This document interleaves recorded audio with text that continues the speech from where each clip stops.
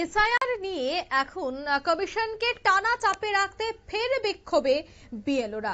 কলকাতায় বিক্ষোভে তৃণমূলপন্থী বিএলওদের কর্মসূচিকে ভালোভাবে নিচ্ছে না জাতীয় নির্বাচন কমিশন।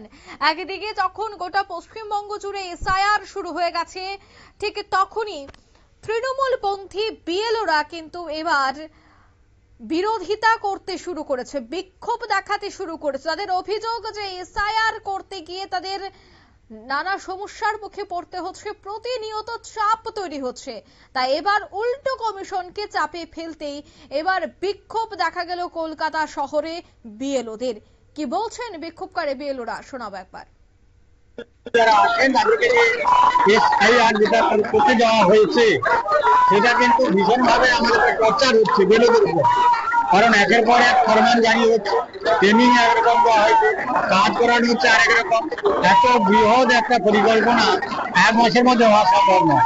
এটা দীর্ঘ 1.5 থেকে 2 বছর হলে সুন্দরভাবে, স্পষ্টভাবে, নির্ভুলভাবে, স্বচ্ছতাভাবে, পরিপূর্ণভাবে কাজ হওয়া উচিত ছিল। সেখানে 1 মাস সময়, তারপরে আমাদের আন্দোলনের ফলে আমাদের ইসিও তিনি করলেন 1 সপ্তাহ একটা সময় বাড়িয়ে দিলেন। তাতে কিন্তু কাজ হয় না। কারণ এই মুহূর্তে সারা স্কুল, সারা রাজ্যে একেবারে 3য় পর্বের মূল্যায়ন ডিসেম্বর মাস, সেখানে 1-2 জন নামকা বাস্তা টিচার রেখে দিয়ে সবাইকে তুলে নেওয়া হয়েছে এই কাজের জন্য। পঠন ব্যাঘাত হচ্ছে, সিলেবাস পূর্ণ হলো না, তারপরে পরীক্ষার রুটিন দেওয়া হয়েছে, তারপরে স্পোর্টসের রুটিন দেওয়া হয়েছে। তাহলে এত সব কাজ করবে কি করে? এবং তাদেরকে কোনো রকম অন ডিউটি দেওয়া হয়নি। স্কুলের কাজ করতে হচ্ছে, সেই সঙ্গে আমার বিএলও কাজ করতে হচ্ছে। এগুলো পক্ষে সম্ভব নয়। এবং ইতিমধ্যে আপনারা জেনেছেন এই কাজে চাপ সহ্য না করতে পারি একের পর এক ফরমান জারি হওয়ার ফলে মানসিকভাবে অনেকে কিন্তু ভেঙে পড়েছেন। তাদের পরিবার থেকে যারা বিচ্ছিন্ন, তারা সংসার থেকে বিচ্ছিন্ন, এবং অনেকে 40 জন বিএলও মারা যাচ্ছে।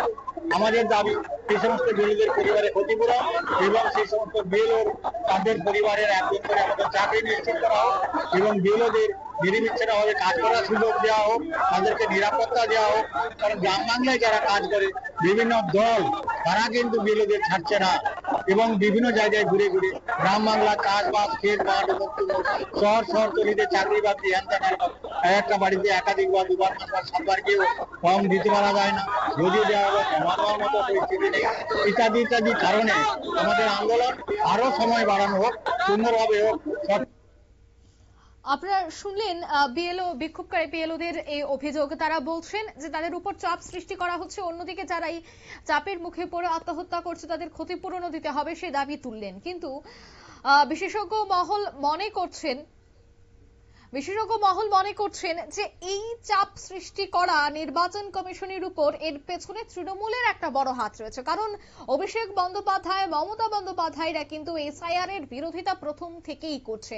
আর যেহেতু পশ্চিমবঙ্গ তৃণমূলের হাতে রয়েছে, তাই সেক্ষেত্রে তৃণমূলপন্থী যারা বিএলওরা রয়েছে তারা ইচ্ছাকৃতভাবে এই ধরনের বিক্ষোভ করছে এবং এসআইআর এর পথে একটা বাধা হয়ে দাঁড়াচ্ছে বলে মনে করছেন একটা অংশ। তবে অন্যদিকে জাতীয় নির্বাচন কমিশন কিন্তু ইতিমধ্যেই সিদ্ধান্ত নিয়েছে যারা বিএলওরা রয়েছেন তাদের বেতন ভাতা বাড়ানো হয়েছে, দ্বিগুণ করা হয়েছে।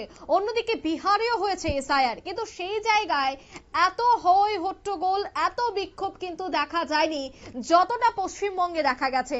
তবে কি এর পেছনে রাজনৈতিক অঙ্ক রয়েছে? তবে কি এর পেছনে রাজনৈতিক চাপ রয়েছে? একাধিক প্রশ্ন কিন্তু অবশ্যই উঠছে। নিয়ে নিচ্ছি ছোট একটি বিজ্ঞাপন বিরতির, সঙ্গে থাকুন।